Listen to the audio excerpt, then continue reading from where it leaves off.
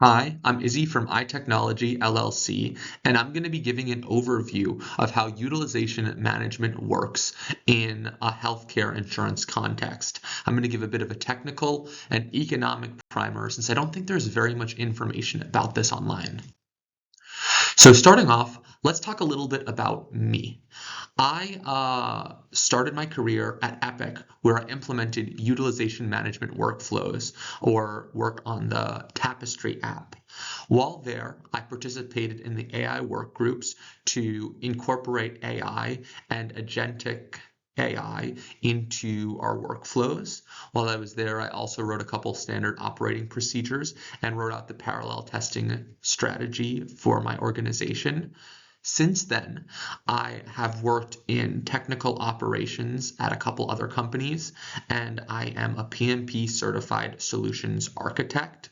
In general, I'm interested in the technical infrastructure at the intersection of healthcare and economics. In undergrad, I majored in economics, where I wrote a lot about health economics, and then I thought working at Epic would be a good way of improving the care delivery in terms of cost, as well as in terms of patient outcomes.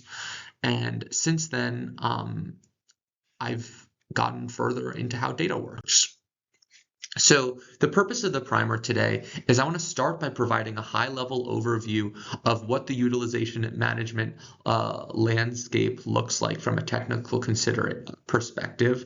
I want to talk about some of the economic considerations affecting how they approach problems. And then I want to talk a little bit about the workflow. I want to highlight what are the main workflow components and the strategic levers for improvement that these firms are able to tackle.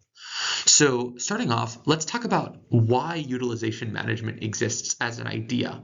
So, the way that utilization management works is that if a doctor wants some insurance company to pay for patient care, they oftentimes need to refer someone to a specialist. That referral includes the insurance company reviewing the request for medical necessity and to verify that there's no waste, fraud, or abuse.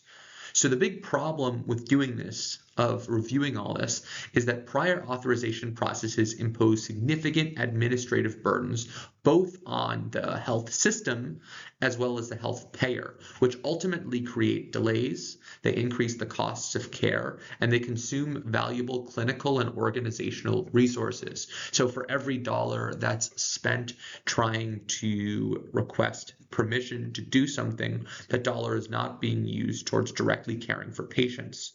So the general market gap as a result of this is that the industry, being the insurance industry, lacks consistent automation, standardized workflows, and mature analytics to optimize and review decisions and to reduce the friction for providers and payers. So a lot of payers have their own unique portals, and people are paid full time to go into these payer portals and enter in the same information that already exists within the electronic healthcare record. So the stakeholders that this affects are health payers, hospital systems, patients, and governments, because the governments are oftentimes the people who end up paying the payers to do this.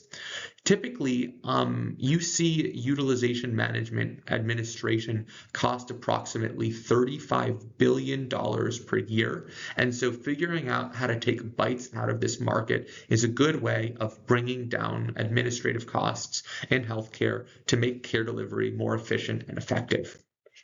So to think about conceptually how utilization management should be working is utilization management wants to minimize the total cost of what they're doing.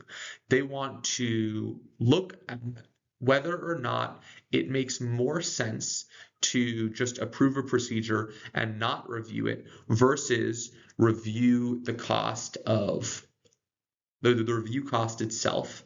The percentage that the review cost would end up being an approval multiplied by the actual cost of the procedure, plus the appeals and grievances, plus general overhead. So these factors make up how much utilization management will have to spend in order to take care of patients.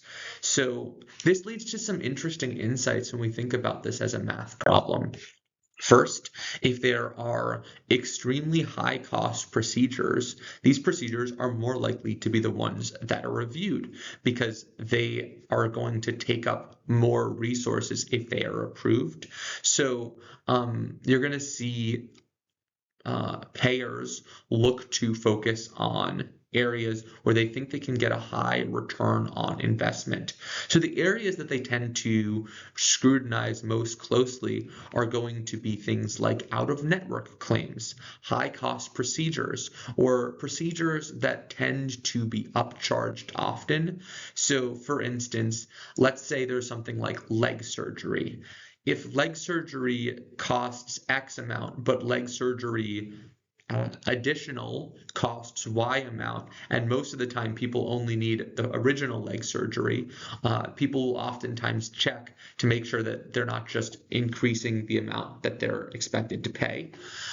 In general, another insight behind the fact that there is a cost to reviewing each of these claims or each of these referrals is that healthcare payers should not be reviewing inexpensive procedures, given that these costs are unable to be recouped. So that's one of the reasons why there is a prior authorization list. So in order to get a specific type of procedure, typically hospital days, you have to have a prior authorization first in order to receive a claims payment at the end of the day.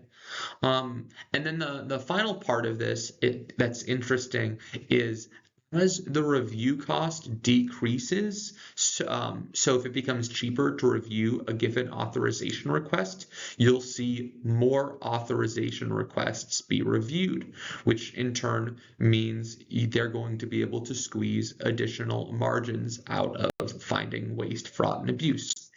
So how does this workflow work from the different stakeholders? So the first part of this request process has a doctor review a patient and decide they need something of elevated importance or something that requires additional work. So when the doctor decides that this is important, they write a referral, which becomes an authorization request, which is sent to the health insurance organization.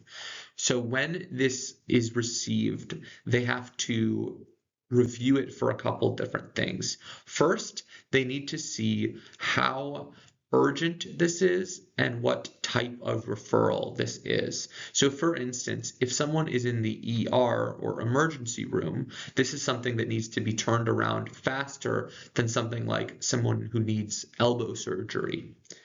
Once they receive this authorization request, they have to process this authorization request. And so what they do is they go through medical and other review, where they coordinate with professionals to validate medical necessity using evidence-based protocols. Something like Interqual or MCG are good examples of the lists of relevant medical procedures and the conditions that apply to either approving or denying them. Once they go through this process, whether or not the authorization request is approved, they need to get back to the patient or the doctor. And so they have to send out communications to the patient and oftentimes to the referring and referred to doctor. And then ultimately, whether or not they approve this, they have to then report this information back to compliance. So information like denial rates and details and demographics oftentimes need to be given to CMS or other regulatory agencies to verify that they are acting as effective stewards of public funds.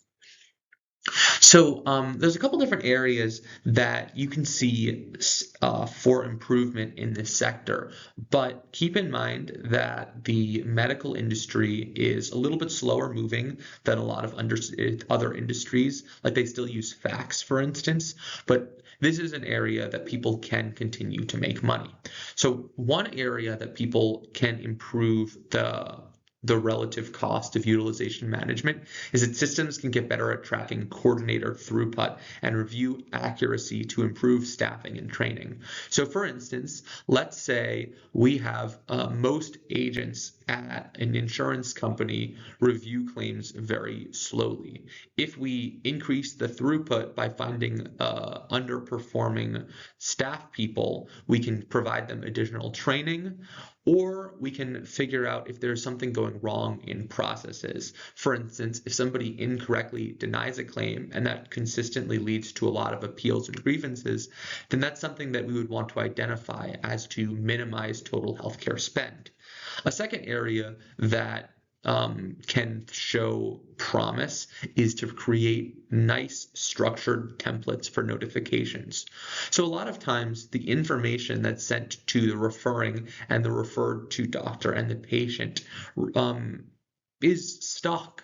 It's not that most stuff is unique. And so if you can minimize the amount of custom typing and clicks, you tend to make this process easier. At Epic, one thing we did was we built out a referring referred to template, which automatically sent with the patients once a decision had been made.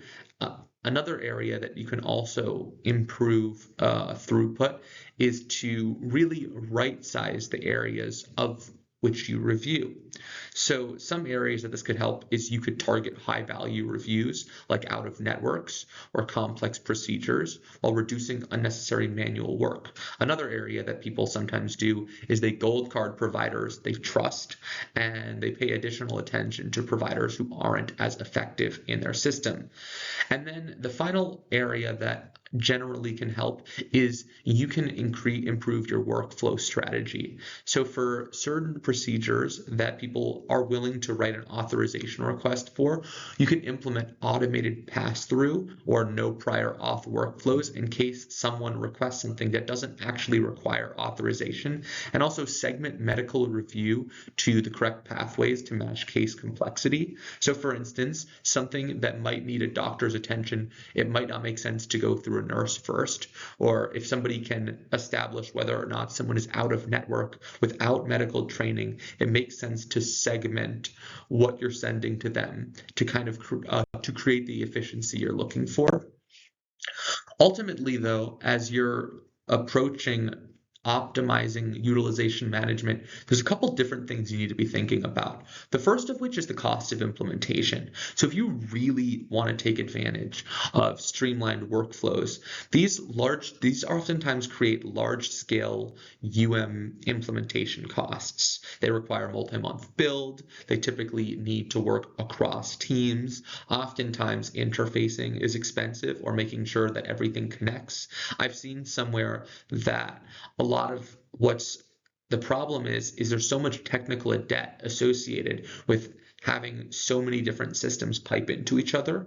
An additional thing that can be challenging is testing. So because of the fact that these are oftentimes people's lives on the line, you need to make sure that whatever automation you do has thorough testing to account for edge cases and regulatory constraints. Two other areas that I think are a little bit interesting to think about are vendor ecosystem.